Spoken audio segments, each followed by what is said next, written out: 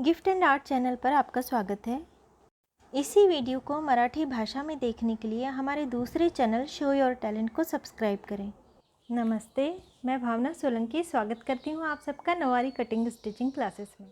Pleat वाला भाग हमने साइड में रख दिया है। अब ये सलवार वाला भाग, अस्तर का कपड़ा, जितनी चौड़ी बॉर्डर है हमारी, ये यहाँ तक 4 इंच की है, तो इससे ज़्यादा यानी 1 इंच ज़्यादा हमने अस्तर वाले कपड़े को फोल्ड कर दिया और इस साड़ी वाले कपड़े पर रखा था। अब यहाँ से हम 2 इंच आगे गए और इस तरह सीधी लाइन ड्रॉ कर ली और यहाँ से हमने मार्किंग की। जो लाइन हमने ड्रॉ की थी वहाँ तक ये जो लकीर जा रही है लाइन तक, इस तरह हमने इसे कट कर लिया। अब यहाँ से यहाँ तक 14 इंच बड़ा है, 14 इंच कपड़े को मैंने बड़ा लिया हुआ है और ये वाला हिस्सा गोलाई में कट कर लिया है। लेकिन गोलाई में कट करने से पहले इस तरह रख के देख लेना चाहिए, यानी कमर के हिस्से के बराबर होना चाहिए। इसके बाद इसे गोलाई में कट कर लेना चाहिए। अब ये जो साड़ी वाला भाग है इसे खोल लेना है। इस तरह कटिंग करने से ढेर सारी चुन्नटें आती हैं और नवारी साड़ी बहुत ही अच्छी लगती है। भाग सीधा है, साड़ी सीधी है, ये बूटियाँ सीधी बनी हुई हैं। इस पर बॉर्डर को उल्टा रख देना है। मोहरी वाला हिस्सा है ये, पैर के पास वाला। बॉर्डर को उल्टा रख के एक सिलाई लगा लेनी है। इसके बाद इस तरह से हमें इसे खोलना है। सिलाई वाला जो भाग है ये बॉर्डर के नीचे आना चाहिए और बिल्कुल बारीक टाका लेकर यहाँ भी हमें सिलाई लगा लेनी है।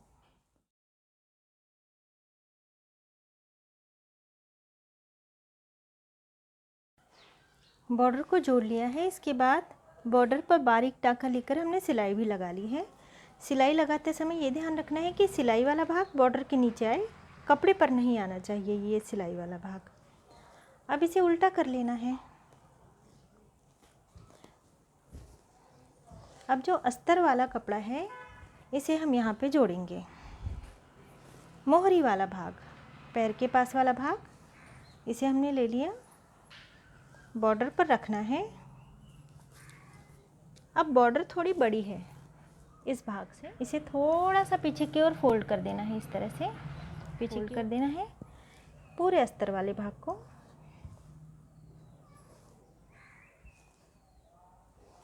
अब इस ओर भी हमें थोड़ा सा छोड़ देना है और इस ओर भी हमें थोड़ा सा छोड़ देना है और इस किनारे वाले भाग को भी हमें छोड़ देना है। यहाँ पे हमें अस्तर वाला कपड़ा रखना है और सिलाई लगाकर बिल्कुल बारीक टाँका लेकर इसे यहाँ पे जोड़ लेना है। बारीक टाँका लेकर हमने यहाँ पर सिलाई लगा ली है और इसे पीछे से पलटा कर देखा हमने तो यहाँ पे हमने पीला ही धागा इस्तेमाल किया हुआ है और ये गोल्डन कलर है, इसलिए इस पर सिलाई दिखाई भी नहीं देगी। अब एक सिलाई हमें और लगानी है। इस तरह सीधा कर लेना है और यहाँ पर बॉर्डर पर एक सिलाई और लगा लेनी है ताकि ये बॉर्डर इसी तरह टाइट बनी रहे। जो इस तरह चुन्नटों में आकर ये इस तरह से ना हो जाए, ये बिल्कुल इसी तरह से टाइट बनी रहनी चाहिए, इसलिए एक सिलाई यहाँ पर भी हमें लगा लेनी है। अब हमने यहाँ भी सिलाई लगा ली है। अब इसे पलटा लेना है। एक सिलाई यहाँ आ गई और एक सिलाई यहाँ आ गई।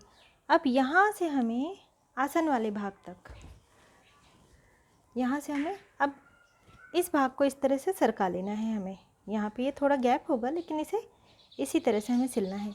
यहाँ से सिलाई लगानी है हमें, यहाँ तक हम आ गए। अब ये वाला भाग यहाँ तक है तो इस तरह से हमें प्लीट लेनी है।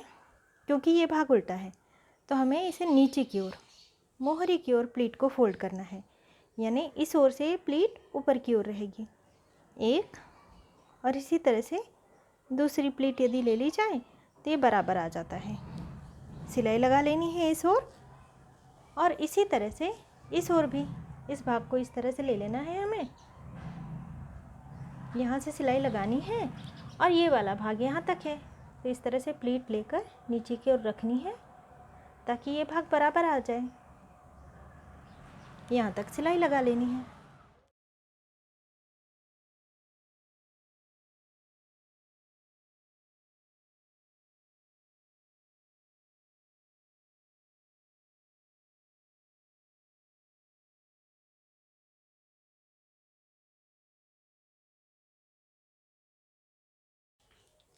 अब हमने इस ओर भी सिलाई लगा ली है और इस ओर भी सिलाई लगा ली है। इस तरह से हमने चिमटियाँ भी ले ली हैं 2। आसन वाला भाग यहाँ तक है और ये 2 चिमटियाँ आ गई हैं। और इसी तरह से आसन वाला भाग इस ओर है और ये 2 चिमटियाँ हमने ले ली हैं। अब हमें सबसे पहले कमर वाला भाग जोड़ना है। इस कमर वाले भाग को ऊपर की ओर ले लेना है और सिलाई लगाकर जोड़ लेना है।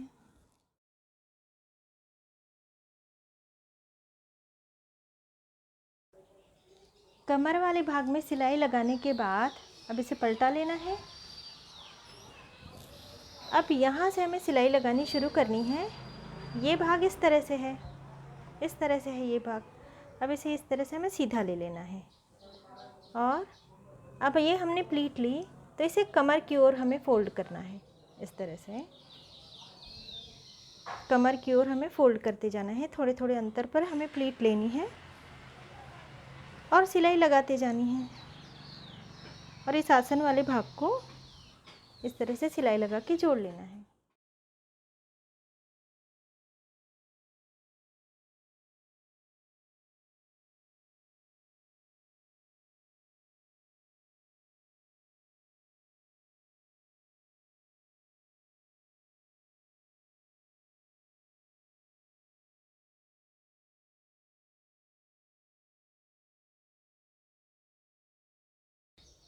दोनों और आसन वाले भाग में हमने चिमटियाँ लगा ली हैं और आप देख सकते हैं कि मैंने कमर वाला जो भाग है इस ओर ज़्यादा चिमटियाँ ली हैं। आसन की ओर जो भाग जा रहा है यानी आधे भाग में मैंने कम चिमटियाँ ली हैं और कमर के भाग में मैंने ज़्यादा चिमटियाँ ली हुई हैं। और केवल ये 14 इंच लंबा था कपड़ा और इसमें काफ़ी सारी चुन्नटें आ गई हैं। अब इस एक्स्ट्रा वाले भाग को हमें कट करके हटा देना है, ये वाला भाग। और इसके बाद हमें यहाँ पे काष्टा जोड़ना है। अब इसी तरह से मैंने एक भाग और तैयार कर लिया है। पैर वाला भाग मैं नीचे की ओर जाने देती हूँ टेबल के और कमर वाला भाग मेरी ओर है।